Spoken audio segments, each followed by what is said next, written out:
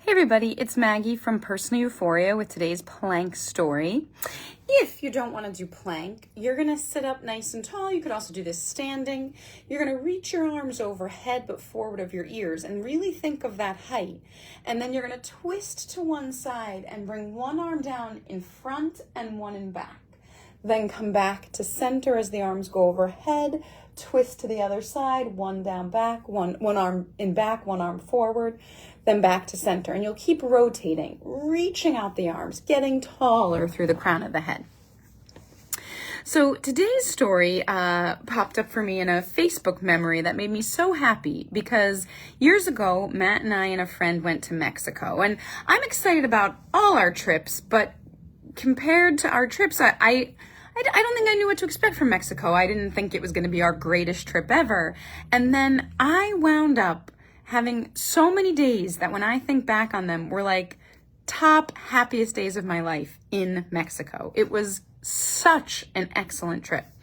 And first, one of the things we did was go to see the monarch butterflies migrate. And so first you take a 45-minute hike up. And when you get up there, there's all these trees and the butterflies are like on the trees, but they look like orange flowers on the trees. And that's sort of a cool look. And then the second the sun hits these butterflies, they come to life and they start flying around. There's just a million butterflies flying around you. And it's like an incredible experience. It was fabulous.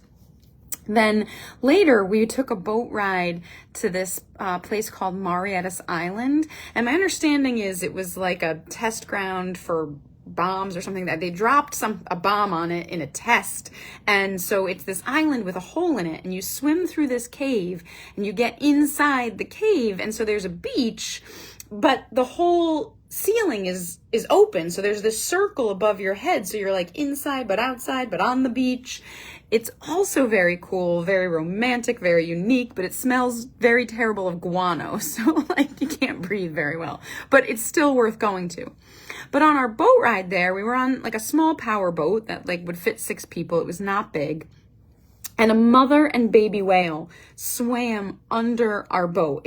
It was also, like the butterflies, impressive but intense. You saw the size of this thing and you were like, if this whale just flicks its tail, we're in a bit of trouble, right? So it was incredible. And then we also swam with dolphins that I know is questionable. Some people have don't think you should do that.